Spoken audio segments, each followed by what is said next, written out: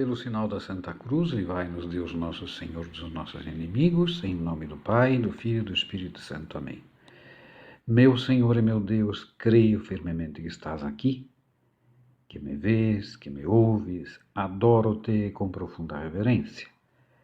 Peço-te perdão dos meus pecados e graça para fazer com fruto este tempo de oração.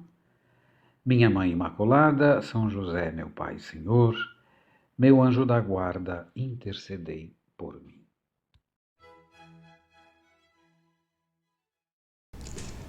Vamos começar essa primeira meditação do recolhimento com umas perguntas.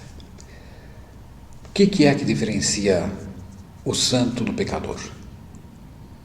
Ou o que diferencia o católico que cresce na vida interior e aquele que fica estagnado? Qual é a diferença entre Pedro e Judas? Bom, você poderia dizer, né? Bom, padre, são muitas coisas. Sem dúvida. Porém, há algo que é a causa de todas as diferenças. E esse algo é o coração. Nosso Senhor dizia, certa vez, cada árvore se conhece pelo seu fruto. Não se colhem figos dos espinheiros, nem se apanham uvas dos abrolhos.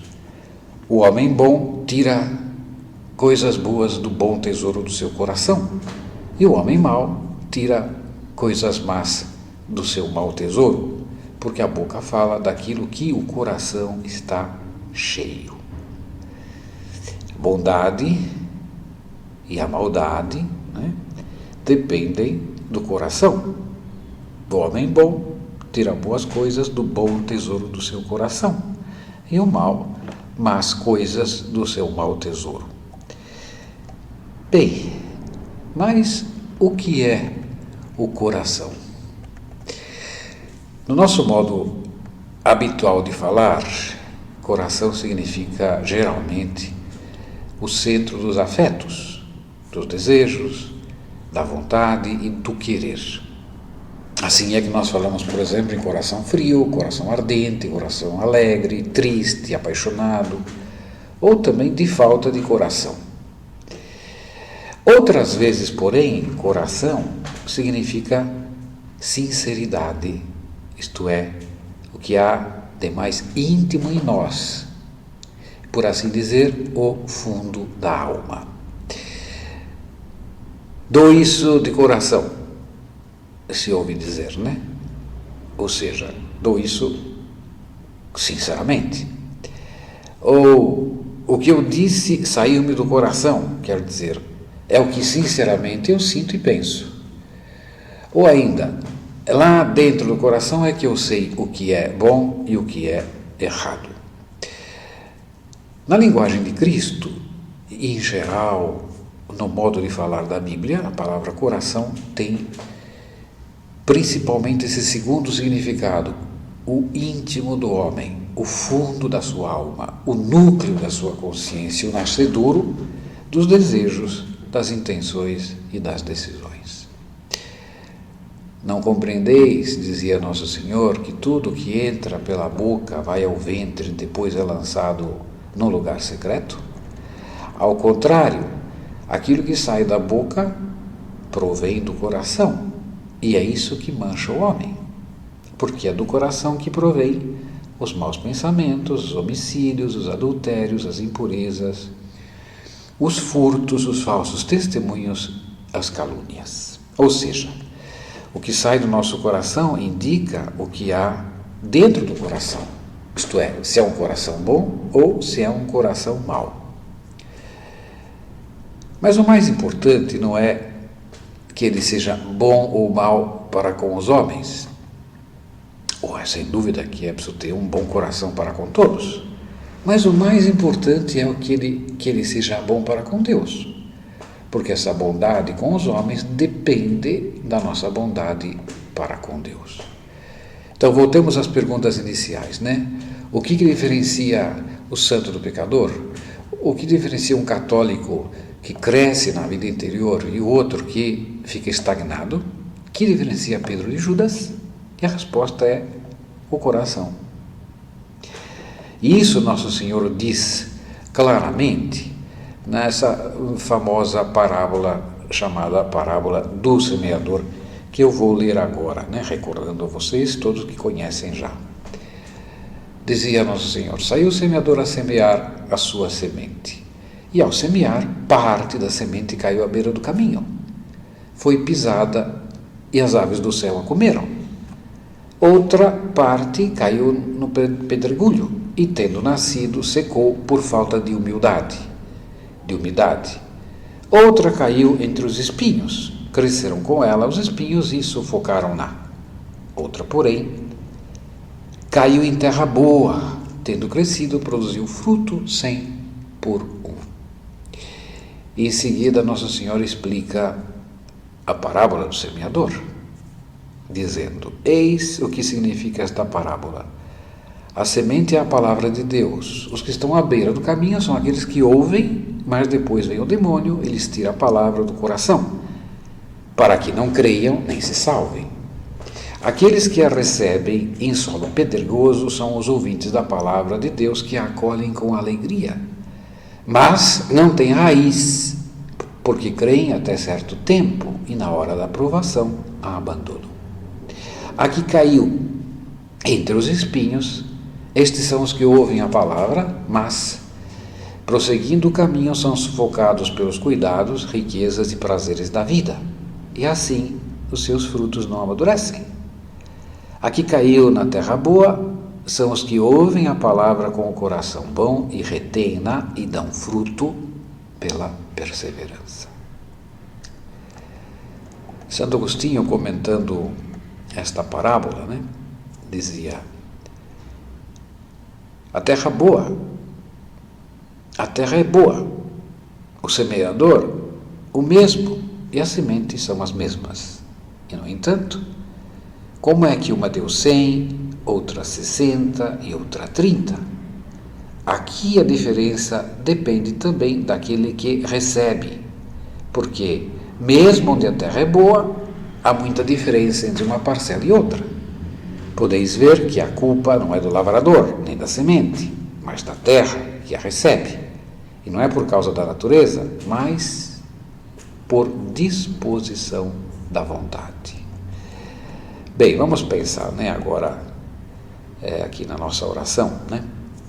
Vamos pensar nesses terrenos que fala Nosso Senhor, em cada tipo de terreno, ou melhor, em cada tipo de coração, porque os terrenos são os corações dos homens.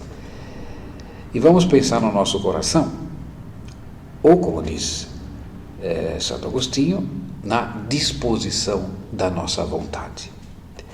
Bem, então comecemos com o primeiro terreno, que é: parte da semente caiu à beira do caminho, foi pisado e as aves do céu a comeram.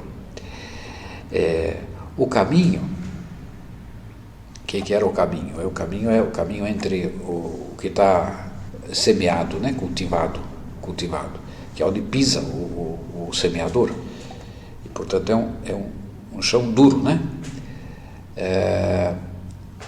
O semeador lança a semente, lança com a mão a semente, ela cai em vários lugares, e parte cai nesse lugar onde se pisa. Bem, são esses caminhos entre o terreno bom e pronto para semear. Portanto, é terra dura. De tanto ser pisada, se tornou dura, impossível que a semente possa ir lá germinar. E Nosso Senhor explica, que é esse coração, esse terreno duro. Os que estão à beira do caminho são aqueles que ouvem, mas depois vem o demônio e lhes tira a palavra do coração para que não creiam e não se salvem. Que corações são esses? São os corações duros, são os corações insensíveis, Que coisa tremenda pensar que haja quem não crê nem se salve. Corações endurecidos, porque a misericórdia de Deus é para todo mundo, Deus quer que todos nós nos salvemos. Deus preparou-nos o céu, somos filhos de Deus, Deus nos quer lá, nessa eternidade de amor com Ele. E, no entanto, o homem têm esse coração, alguns homens têm esse coração duro. Por quê, né? O que faz o coração duro? Bom, quase sempre a origem é o orgulho, né? Orgulho que impede ouvir os demais, impede ouvir a Deus também, né? Por isso a semente cai e não germina. Bem, nós não temos um coração assim, né? Duro, insensível. Porém, pode-se chegar a ter um coração duro e insensível. Que nós nos lembramos de Judas, né? De Judas. Judas não era um homem mau, era um homem bom, né? Tanto é que Nosso Senhor o escolheu. E Judas viu os milagres, e Judas provavelmente fez milagres como os demais apóstolos. E o que aconteceu? Aconteceu que endureceu o seu coração. Seu coração foi se tornando pouco a pouco cada vez mais duro e insensível a Deus, e chegou a essa coisa tremenda da traição. O que endurece o coração, o que é? A mentira e a falsidade, como a gente vê em Judas. Bem, e os que chegaram a isso, a mentira, a um coração duro, chegaram porque insistentemente negaram a Deus. Tá, isso, até certo ponto, é um grande mistério, né? Como é possível que o homem negue o seu Criador? Bom, é o mistério da liberdade humana, né? Que tanto pode amar como odiar. Bem, então vejamos, ninguém nasce bom ou mau. Nós nos fazemos bons ou maus. Tudo depende das escolhas que nós fazemos na vida. Nosso Senhor dizia: ubi tesauros e bicor. Onde está o teu tesouro, aí está o teu coração, né? Isto é, no nosso coração está o nosso tesouro. O que eu escolho, isso é meu tesouro. Assim que a vida sempre é o escolher. Nós continuamente estamos escolhendo, né? Tá? Desde que acordamos até a hora de dormir, tá sempre escolhendo. Eu escolho levantar na hora, fazer esse minuto heróico, né, de que falava São José Maria, para começar bem o dia sem preguiça, né, por amor a Deus, ou escolho a soneca, né, e assim por diante. Quer dizer, todo dia nós estamos escolhendo. A vida é um escolher bem. Viver bem é escolher bem. Uma vida desastrada é uma vida onde se escolheu mal. Tudo depende, portanto, das nossas escolhas. Há quem escolha o fácil, o gostoso, as horas de celular, as horas nas redes sociais, as festas. Isto é, escolhe o que distrai, escolhe o que não custa nada. Esses são os seus tesouros. O seu tesouro e a sua pérola preciosa. Bem, não é difícil perceber que são distrações e divertimentos. Divertem, distraem, fazem passar um tempo relativamente agradável, mas ao mesmo tempo vão forjando o caráter, vão forjando o gosto e a personalidade. E, reparem, só com o tempo não mudará. Pelo contrário, mais e mais se prenderá ao fútil e ao que é inútil. Depois, aliás, não depois, já agora, né? Não será capaz de escolher o amor, de escolher o sacrifício, a doação, a entrega, que são próprios de uma pessoa madura. Não será capaz de escolher porque já fez as suas escolhas. E as suas escolhas determinam hoje a sua vida. E se pode dizer, portanto, que cada um de nós é o que são as suas escolhas. Ou melhor, nós nos convertemos nas nossas escolhas. Vamos ver se eu explico, né, melhor isso. A coisa funciona mais ou menos assim, ó. Quando eu escolho algo, sou sempre livre para depois escolher o contrário, né? Bem, por exemplo, né? Se eu resolvo tirar uma sonequinha depois do almoço, sei, né, que tenho que trabalhar e não ficar tirando uma sonequinha. mas escolho a sonequinha. No dia seguinte, chega nesse momento, depois do almoço, eu posso tirar a sonequinha ou não tirar a sonequinha. A minha vontade é tão livre como no dia anterior, como no dia de ontem. Mas se eu escolho novamente, tirar a sonequinha, e o mesmo amanhã, e depois também, e num dia, e no seguinte dia também, e assim uma semana, ou um mês, No mês seguinte, eu serei então livre para escolher tirar a sonequinha depois do almoço ou não tirar a sonequinha depois do almoço, Tá? Porém, há um porém. A minha vontade, que escolheu mal, tem um preço a pagar, que é deixar de ter essa coisinha e trabalhar custa muito mais. Então a minha vontade foi se inclinando pouco a pouco ao que é ruim. É que na verdade a liberdade tem, se é bem usada, se escolhe o bem, tem um prêmio. E se escolhe o mal, um ônus. O mau uso da liberdade inclina a vontade cada vez mais naquilo que ela escolheu. Assim, à medida que passa o tempo, a minha vontade e a minha liberdade vão se cristalizando, ou no bem, ou no mal. Por isso é que cada um de nós é o que são as suas escolhas. Nós somos hoje o que escolhemos ontem, e anteontem, e anteanteontem. Quer dizer, nós nos convertemos nas nossas escolhas. O terreno duro, o coração duro, vai se formando desse modo, através das más escolhas que se faz na vida. Bem, sigamos, Segundo, terreno diz, outra parte da semente caiu no pedregulho e, tendo nascido, secou por falta de umidade. Bem, que corações são esses, onde a terra é pedregulho? Nosso Senhor explica. Aqueles que recebem solo pedregoso são os ouvintes da palavra de Deus, que a acolhem com alegria, mas não têm raiz, porque creem até certo ponto, e na hora da provação a abandonam. Isto é, são os inconstantes. Vêm as dificuldades, vêm as tribulações, o sofrimento e capitulam. No meio da terra boa, isto é, da percepção do bem, das coisas de Deus, que esse tipo de coração vê claramente, encontram-se também pedregulhos, e são os pedregulhos que afogam a semente. Quais são esses pedregulhos? Que tornam o homem inconstante?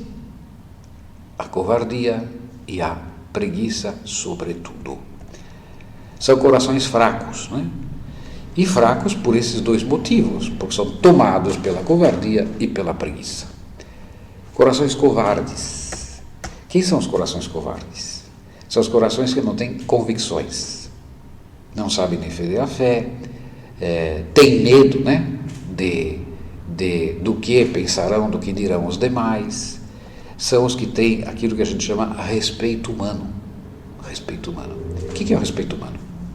É a vergonha de manifestar os seus sentimentos morais e religiosos, porque se teme com isso ser escarnecido, desprezado, E às vezes até perseguido. É a vergonha de assumir a posição cristã, sobretudo de católico, nos meios em que se vive, Muitos escondem a sua identidade católica, não manifestam em público as suas convicções, porque temem as zombarias dos demais, que irão pensar, que acharão de mim, não serei compreendido. Quer dizer, o respeito humano é o respeito pelas coisas humanas colocado acima do respeito pelas coisas de Deus. É a estima da opinião dos homens preferida à estima da opinião de Deus. O respeito humano é a negação pública daquilo que se leva adentro, a negação pública da fé, e é duro falar, mas é no fundo a negação de Deus. Assim, a honra e o amor que deveriam ser reservados para Deus, são imolados ante o temor da opinião dos demais. Dessa forma, os outros são assim considerados como juízes, senhores da nossa conduta. E por isso se faz tudo para agradá-los. Como alguém escreveu, foi o respeito humano que fez morrer o Filho de Deus. Pilatos teria sido inabalável às instâncias e gritos dos judeus que pediam a morte de Jesus, por estar convencido na inocência do Salvador e da injustiça deles. Mas apenas o ameaçaram com César, toda a sua firmeza não pôde vencer o temor de desagradar a César. Ó respeito humano, em quantos corações tem dado a morte a Cristo e em quantos não o tens deixado nascer? Deixamos de ser de Deus ou receamos ser dele pelo temor do juízo dos homens? Vocês sabem que uma certa mãe contava o seguinte: há dias fomos ao restaurante e o meu marido toma sempre a iniciativa de abençoar a comida. Se o fazemos em casa, devemos fazê-lo onde quer que estejamos. Ainda assim, é um fato. Após a oração, há sempre olhares incômodos sobre nós. A seguir, ao olhar, vêm os comentários velados com um supremo cuidado de não dar nas vistas. Mas nós percebemos claramente. Os pequenos não reparam. Ainda não têm a maturidade para perceber o que fazem genuinamente é tido por anormal entre a maioria. Pois bem, fazemo-lo e fazemo-lo descaradamente. Procuramos não dar graças baixinho e de forma incógnita. Não, fazemos o sinal da cruz, sincronizados e rezamos. É que naquela mesa de restaurante há uma família cristã. Bom, oxalá nós sejamos assim, né? Coerentes, sem medo da nossa fé. O pessoal não tem medo de falar as maiores barbaridades do mundo, nós vamos temer falar de Deus ou manifestar nossa fé. Corações covardes são os que são inconstantes e corações preguiçosos, né? A preguiça é o vício assim, simpático, né? Vício é o oposto à virtude, né? É simpático, mas é destruidora. É o amor a si mesmo por cima do amor de Deus e do amor aos outros. Quer dizer, o preguiçoso, no fundo, ama-se a si mesmo mais do que tudo. Por isso é incapaz, né, de sair da sua comodidade e fazer algo pelos demais e algo por Deus. E o grande mal da preguiça é que ela destrói a vontade do homem. Um homem sem vontade, portanto, não está morto para tudo, né? Vejam, para ganhar o céu é preciso esforçar-se. O preguiçoso não se esforça, perde o céu, não porque não tenha fé. Tem fé, e às vezes crê mesmo, mas a sua preguiça cultivada durante anos mata a sua vontade de fazer qualquer esforço para superar-se, para vencer o pecado e para chegar ao céu. Vejamos agora o terceiro terreno. Dizia Nosso Senhor, outra parte da semente caiu entre os espinhos. Cresceram com ela os espinhos e sufocaram-na. E Jesus explica. A que caiu entre espinhos são os que ouvem a palavra, mas são sufocados pelos cuidados, riquezas e prazeres da vida. E assim os seus frutos não amadurecem. Quem são esses? Que tipo de coração é esse? Onde há espinhos, crescem os espinhos e sufocam a semente. São os corações sensuais e avarentos, sufocados pela riqueza e sufocados pelos prazeres da vida. Reparem o que diz Nosso Senhor. A que caiu entre os espinhos são os que ouvem a palavra, mas prosseguindo o caminho são sufocados. Quer dizer, a terra é boa, né? Mas o coração é um coração que não foi bom porque não foi capaz, né, de vencer esses espinhos que havia no meio do terreno. Um coração que foi bom, foi capaz de entender, capaz de amar a Deus, que chegou até a ser um coração generoso, mas em certo momento deixou-se corromper pela riqueza e pela sensualidade. Isso é um fato, né? Que os que temos mais tempo de vida, né? Encontramos gente que começa, gente boa, mas depois chega um momento que são sufocados pela riqueza e sufocados pela sensualidade. Sensualidade que é uma praga, né?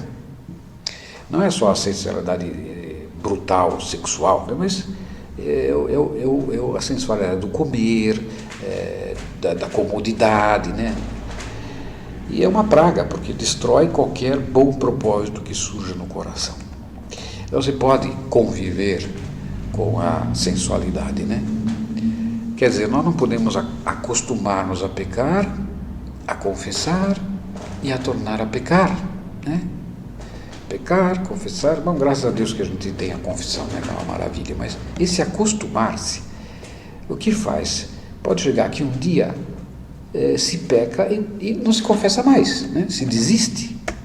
Bem, é o que havia de semente boa ou de pequena árvore, morreu definitivamente sufocada pelas paixões. E essa pessoa depois nem é capaz de amar a Deus, nem é capaz de amar de verdade alguém. Por fim, chegamos ao terreno bom, a terra boa. Outra, porém, caiu em terra boa, tendo crescido, produziu fruto sem puro. Que coração é esse? É o coração bom, generoso e constante. Nosso Senhor diz: a que caiu na terra boa são os que ouvem a palavra com o coração reto e bom e retêm-na e dão fruto pela perseverança. Bom, pensemos na generosidade, né? Nós sempre podemos ser mais generosos. Quanto mais generosos, né? São José Maria dizia que Deus não se deixa ganhar em generosidade. Quanto mais generosos, mais generoso será Deus conosco.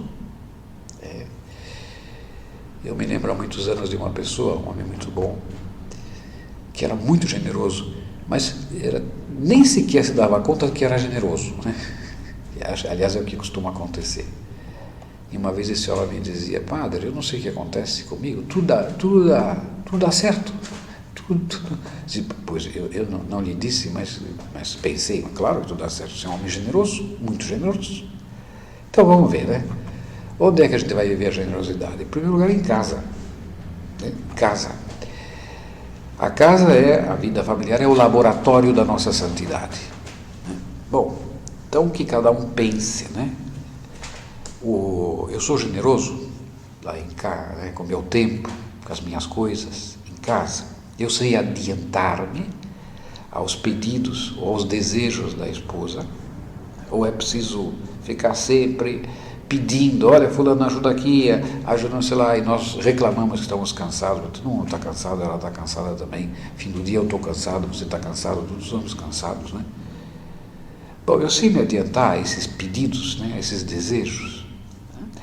Ou chego e fico lá na poltrona, né, esparramado, estou atento aos meus amigos, né, certo? Eu sei o que precisam os meus amigos, eu me adianto às suas necessidades, aos meus irmãos, aos parentes. Eu sei preferir os seus gostos aos meus gostos. Se o homem é generoso, renuncia aos seus gostos pessoais, né? Pois faz os gostos daqueles que ele ama, né? Quer dizer, eu me importo de verdade com os demais ou não? E depois com Deus, generosidade com os demais, generosidade com Deus. Bom, então vamos ver, né? Nós cumprimos o nosso plano de vida mesmo, né? Sempre, né? Ou qualquer obstáculo, qualquer dificuldade é motivo para justificar, dizer, bom, né, Deus vai compreender, não pude fazer a minha oração hoje por causa disso ou por causa disso. Não, olha, sempre a gente pode fazer as coisas de Deus quando quer fazê-las. Tá? sempre. E nunca as coisas de Deus vão atrapalhar os nossos negócios humanos. Exatamente o contrário, né? Então, por que custa tanto gastar 10, 15 minutos com Deus? Por que razão? Não, porque nós somos pouco generosos, né? Porque estamos metidos em nós mesmos. Tá? Depois, o coração dá frutos na perseverança, né?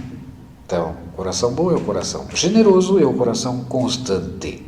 É a perseverança que produz frutos tanto nas coisas humanas como, o que é mais importante, nas coisas da alma. Bem, quem não é perseverante, né, constante nas coisas humanas, será, por acaso, como que por mágica, perseverante nas coisas de Deus? Bom, a perseverança é essa palavra mágica, né, que produz firmeza de caráter, rigidez, personalidade e vida, realmente, vida espiritual. Dizia São José Maria, e eu já me referi há uns minutos atrás, Deus não se deixa ganhar em generosidade. Sejamos generosos, hein? Se nós damos 10, Deus dá 100. Se nós damos 100, Deus dá 1000. Se nós damos 1000, Deus dá 1.000.000. E a Sagrada Escritura diz assim: Deus ama aquele que dá com alegria. São Paulo aos Coríntios, né? Na segunda epístola. Deus ama aquele que dá com alegria. Vamos terminar essa meditação pedindo a Nossa Senhora, né, que nos ajude a rever as disposições íntimas do nosso coração, né? Se é um coração que está endurecendo, se é um coração onde tem lá pedregulhos, se é um coração que está compactuando, né? Ou pactuando com a sensualidade, com as comodidades da vida. E vamos pedir a ela que faça de nós, do nosso coração, um coração generoso, né? Um coração que goste de doar-se, de entregar-se aos demais e a Deus. Dou-te graças, meu Deus, pelos bons propósitos, afetos e inspirações que me comunicaste nesta meditação. Peço-te ajuda para os pôr em prática. Minha Mãe Imaculada, São José, meu Pai Senhor, meu anjo da guarda, intercedei por mim.